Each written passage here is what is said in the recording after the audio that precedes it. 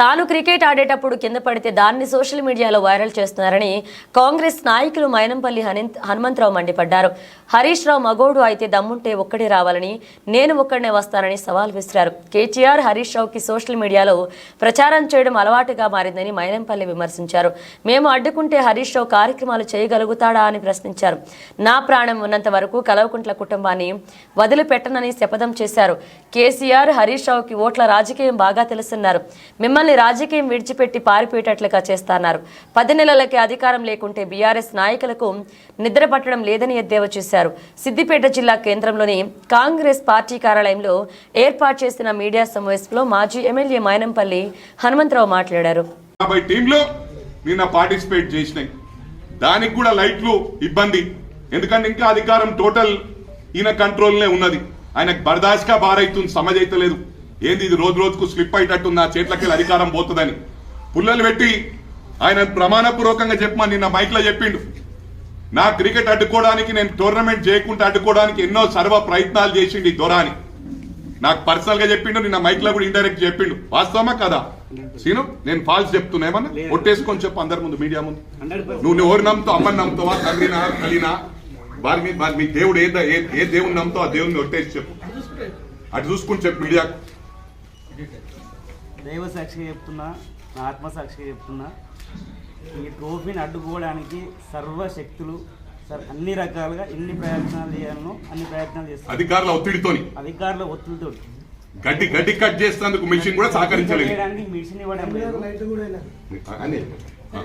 Generator మొత్తం వైర్లు cut చేసి బ్యాటరీ మొత్తం ఖరాబ్ అయింది పెట్టి నిన్న మార్నింగ్ నుంచి ఈవినింగ్ వరకు వర్క్ చేస్తేనే జనరేటర్ మన స్కూల్ లైట్స్ వచ్చింది. లైట్స్ కొన్ని పనికి రాకుండా చేసి స్టేడియం ఎట్లా అంటే ఇప్పుడు ఒక 10 days వర్క్ చేస్తేనే స్టేడియం మనం నీట్గా వర్క్ చేస్తాం. పిచ్ మొత్తం కావాల్సుకుని డ్యామేజ్ చేసి వాళ్ళ పర్సన్స్ ఉన్నారు చేసి అంటే గేమ్ కావద్దని. హైదరాబాద్ గేమ్ ఎవరి కోసం? మన పిల్లల కోసం చేస్తున్నాం. అవసరమైతే సహకరించాలి. ఆయన హైదరాబాద్ నుంచి ఎస్సీ నుంచి క్యూరేటర్ని తెప్పిస్తే అక్కడ ఉన్న పర్సన్ బేరిస్తాడు, నీకేం అవసరం నేను చేసుకుంటాను, ఇక్కడ పిచ్చి మేమే చేస్తాం ఆయన అన్నాడు. సార్ ఇది 4 జాగిరి 34 ఏళ్ళ నుంచి వెలుగుతున్నారు.